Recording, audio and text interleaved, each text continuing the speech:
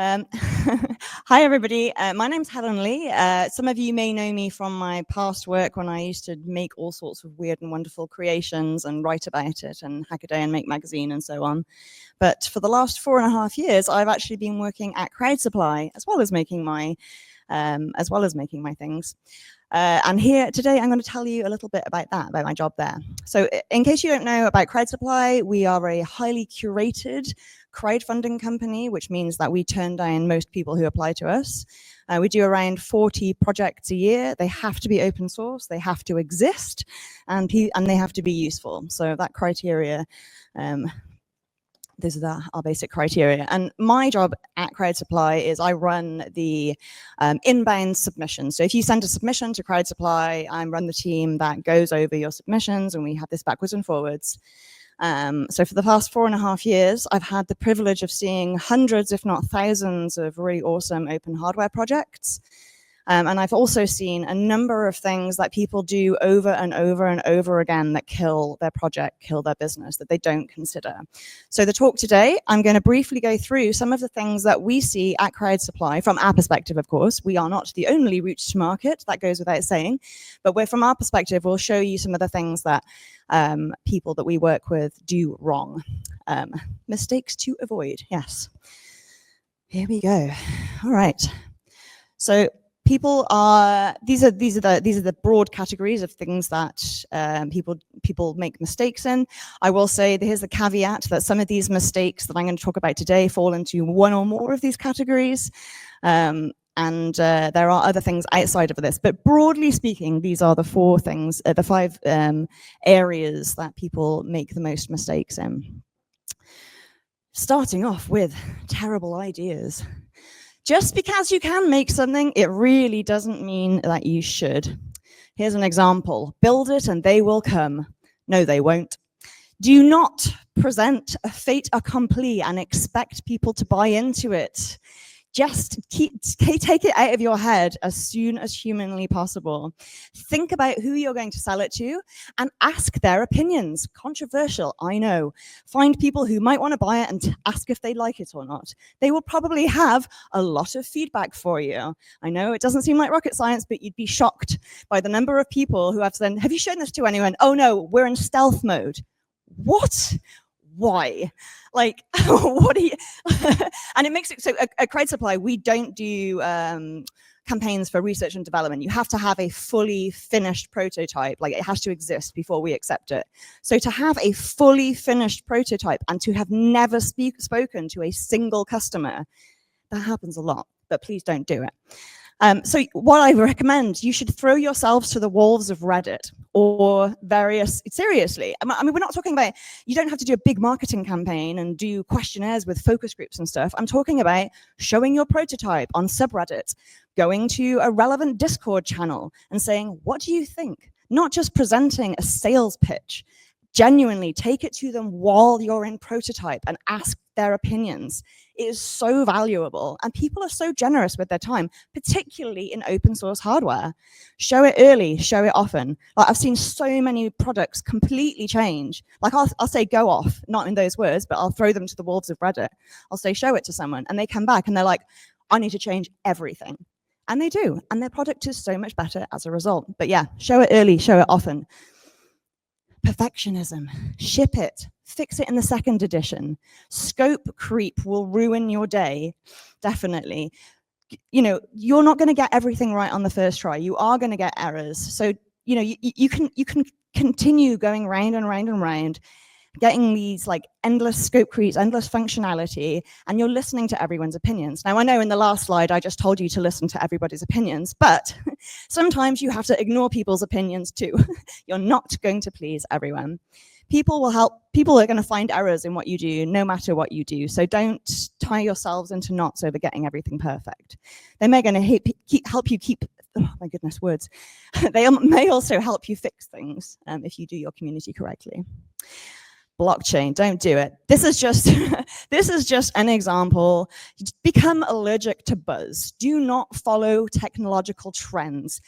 We will throw your application in the bin. Ridiculous. What is your device? Yeah. What is your device actually useful for, and for who, right? Please don't follow trends. YAMCUB, this is an internal acronym we use at Crowd Supply. It is called Yet Another Microcontroller Board. Okay? Does the world really need your ESP32 dev board that has, does it have one different output? Does it have more LEDs? No one cares. Think deeper. Think about your use cases and your audience. And again, test your assumptions early and often. And don't test them with us. People are coming to us like we're the domain experts in everything. No, go and ask the people who are going to buy your device. Ask their opinions, don't ask us. Anyway. Yeah, then the next thing is names and descriptions. Committing to something means giving it a name. If you don't care enough about the name of your product, then you don't care enough about your product. Your choice of name will actually have long-lasting implications down the line. And here are some of the obvious errors that we find. Too generic. No one's going to be able to Google that. And also, slapping open on the front of something doesn't make it a product name. And also, if you're going to slap open on your product name, you better open source it. Naming no names. Too obscure. This might be helpful for you. This doesn't mean anything to anybody else. Too illegal. Stormtrooper Power Station. Disney are not going to be happy with this. And yes, these are all real submissions that I have received. Name and description, very important. And the name is important, but also having a very clear one-sentence description is particularly for journalists who aren't domain experts in what you're doing, right? You need to make it easy for them to understand. Competition, people do not understand competition. Here's an example, like, I get so many in my inbox. This is an Arduino Uno with like one more button, or it's slightly cheaper, or it's slightly more powerful than all the other Arduino boards. So there's no competition. I get that in my inbox all the time, and I roll my eyes every time. It's calling back to YAMCUB. It's yet another microcontroller board. If you put tiny little something else, anyway. And it also shows that you don't understand your competition, and you do not understand your market. So people who are saying, oh, it's like an Arduino, except a bit cheaper, then you have fundamentally misunderstood why people buy Arduino. It is not because they have the most advanced chipset. It is because of the community. It's because of the ease of use. It's because of the wider ecosystem. Like, yeah. This is a great quote from Leigh from Adafruit. She says that Adafruit are not a hardware company. They are a documentation company. And that shows they know exactly what they are selling. They are selling ease of use of their components. You cannot compete on price, so you need to find somewhere else that you compete on. Quickly through this. These are the two things that you need to know. So how your potential customers are currently solving their problems, and how customers would otherwise spend the money that you're asking for. Because mark my words, they are spending their money already, and they are solving that problem already. So you need to understand how. Just whizzing through this. Pricing, onto pricing. Yes, we get a lot of errors in pricing. The price should reflect the value the customer places on your product.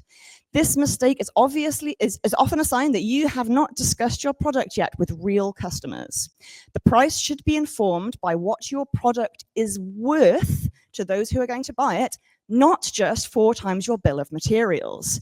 Getting your pricing strategy wrong in either direction can destroy an otherwise good idea. And it also helps set customer expectations. Reasons that prices are too high that we see: they haven't done their costing correctly. They've sunk so much time into it and they think it's an amazing innovation, so their egos are too high, or they simply just want a lot of money. Okay, so that's high pricing, but actually a problem we come across much more often is low pricing. I am constantly begging open hardware creators to raise their prices. If your price is too low, you are doing a disservice to your customers by either tricking them into planning around a price point that will not last, or by going out of business and leaving them with a paperweight, neither of which we want. We want you to be around in 5 years, still making cool things and supporting your products. This means paying yourselves. People want to give you money, let them. And people are so much less price sensitive than you think they are. Someone will buy something at $49 that you would want to sell for $35, and you have got so much more money to play with as a result. We find over and over again as well that people want to offer a cheap kit version, and it sells way fewer units than the fuller features version. So yeah, make sure that your product is actually financially sustainable. Reasons prices, yeah, you want to maintain parity with competition. Everyone's like, well, but the Arduino are doing this. So let me tell you, as indie hardware creators, you do not have the ability to compete with Arduino and Pi. So you ran the numbers and you think you can do it cheaper, do you? No, you can't. They have sweetheart deals on manufacturers, and you probably haven't accounted for a bunch of costs. If you think you can make a board for cheaper, then you're an amateur. You cannot compete on cost for most of these things and still make a profit, okay? You're an indie creator. Don't expect to get the same deal on chips as like Teensy. Yeah, here we go. So never plan to act, never ever plan. Here we are, all these plans. You plan to make it up on volume. You plan to be vertically integrated. You plan to capture market share and then pivot. You plan to validate your market and then raise money for investors. As Muhammad Ali said, everyone's got a plan until you get punched in the face. And making hardware sometimes feels a lot like getting punched in the face.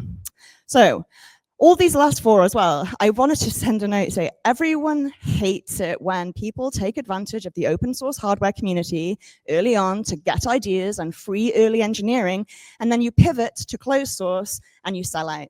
It leaves a really nasty taste in the mouths of the people that have helped you. Yeah, so PS hardware as a service can get in the bin. All right, so thresholds for success. People have wildly different things. So there's high threshold of success. People, yeah, so you'll either do it or you won't, right? You're gonna do it or you won't. If you can hamstring yourself a lot by setting your goals too high. So if you need 15K to make the thing, then don't set it as 150K. And we see this all the time. You need to think about different, you know, if you want to sell 100,000 units in your first print run, you're not going to do it. It's very unlikely. So have a realistic MOQ, minimum order quantity, I should say. You need to be realistic about these things. And people think, the last point here, believing in the psychological effect, a high funding goal. You think that because you are asking for money, you're going to get more money. Well, that's not true. People are buying a product. They're buying it not because they want you to hit their goal. They are buying it because they want it, right? They want you to manufacture it. So it actually has the opposite effect in some ways. It's not a charity. And then the opposite of that is this low threshold of success. We've only got 20 minutes, so I'm going to skip through some of these because I want to get to this stuff, Incoterms and COO. All right, so not accounting for logistics will kill your project, especially today. We know that people want to focus on engineering, but bringing a project to market means knowing how to get your product to customers. We are obviously in the throes of a deglobalization phase, which has many drawbacks and advantages, but the transition between the two will not be smooth, needless to say. So Incoterms is something you need to know. It's international commercial terms. It defines who is liable for what. There's a lot of acronyms you need to know. FCA versus DDP versus XWorks. These are the things that can destroy your business if you get them wrong. Okay, the age of de minimis exemptions is over, done with. You can't do this anymore. If you can really, I've seen people tank otherwise successful projects because they got this part of their business wrong. So FCA versus DDP versus XWorks, that's all who is liable for the tariffs, who is liable for the taxes, who is responsible from getting it from your place of manufacturer into our warehouse. Where do all of those different burdens fall? You need to have that laid out before, like really early, because this will affect your price point enormously. This could, I've seen people do yeah, anyway, whatever. It can really mess you up. Go back there. So these are the things. So yeah, these are more acronyms. I did want to say briefly a note about COO, the country of origin. Now there's a lot of misconceptions around COO. It matters, it doesn't matter where your device was designed, it doesn't matter where it was packaged, it matters where it was mostly made. So if you're getting if your bird is designed in the UK, then you ship it off a PCBA into China and then you put it in a bag back in the UK and send it, that is COO China. That is not COO UK. And that will, again, destroy you if you, and obviously, trade wars, there are a few of them at the moment. Yeah, and the COO really matters for that. So if you've got a COO of France and you're trying to import it, and then suddenly France and the UK have this big trade war, then your profit margins are going to be really messed up. However, if you go for the X-Works or FCA Incoterms, it's not your problem, it's our problem. Yeah, or whoever you're working with. Yeah, country of origin, substantial transformation, you should look that up as well. I haven't got time though. So CE, there's a lot of misunderstandings around that, especially actually amongst EU citizens, funnily enough. For most of our people, compliance is complex, but it's not difficult, okay? It covers a huge amount of things, and you have to read a lot of things and assign a lot of things, but it's not, once you've got it, it's not too complex. And we have like lots of guidance on that, but it's not as difficult as you might think. You just have to find the right classification. For most devices, you don't need to do all the testing. And here's another misconception that I hear all of the time. No, you are not exempted if you are a kit or an evaluation board. In fact, that is specifically called out to not be true in the legislation. So yeah, and selling through eBay or your own site does not exempt you. You are just breaking the law and not getting caught. Which, that's a strategy. Good luck with it. But, our parent company is Mauser Electronics, so we've got to do everything. Yeah. And yes, here's the final point. You should feel comfortable accepting that liability. Start an LLC or, make it better. If you're worried about it blowing up, maybe you should not be worried about it blowing up. And then briefly, SKU Explosion. It's how many devices you're going to sell, right? People will do like 10 different versions, which is an absolute error for all of these reasons, especially the bottom one. It's a great way to avoid thinking about actually what your customers want. Fire and forget. Having an audience is different than engaging one. Yes, this is absolutely true.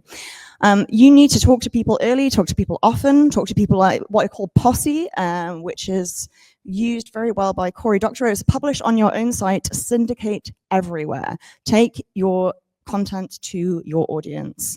Different platforms have different etiquettes and formats, and I'd highly recommend doing Hackster and Hackaday blogs and build logs, because their bloggers and their writers pick up directly from those sites, okay? So the more, and nobody has money for writers anymore, so the better your content is, the more likely it is that you're going to get featured. Yeah, skipping through. And then finally, so no plan after the first batch. Okay, the vast majority, and people don't know this. Yes, we're a crowdfunding company. That's what people are known at. That is a small percentage of our revenue. Most of our revenue is from sales after the campaign. Like the vast majority of our revenue is sales after the campaign. We want your product to be long-lived. And here are some of the things you need to know. And think about, who's going to make your product? How are you going to deal with defective units? Because there will be them. Are you going to accept returns? Are you going to try and do repairs? What are you going to do? How are you going to organize that? People will mess with your stuff. They will use it in ways that you have not planned. How are you going to deal with that? Think about the end of your project. And then the one I really want to say is how you finance future production runs. Now, a lot of people think about one shot crowdfunding. You're going to do that, you're going to make that product, but you can't crowdfund it a second time. So what are you going to do to get the next production run? You need to build in the costs for the second production run into the first one. Yeah, so these are all big questions that you need to think about. And distribution and warehousing is actually quite a lot of the cost afterwards. Well, not afterwards, but you need to figure out how you're going to do it. You can put it on your own website, you can sell it on Tindy, you can sell it on eBay, you can work with a distributor, you can do all of the above. In fact, I would recommend doing all of the above. Like crowd supply projects all get a non-exclusive distribution deal with Mauser as part of if they succeed. But our successful people will sell them in lots of different places. They'll have stuff on Adafruit, they'll have stuff on, everywhere, and lots of different routes to market is really important. And then that's the end of my time. I ended up talking really fast. There we go. I got through all of my slides in the 20 minutes, and that's the end. I hope that was useful.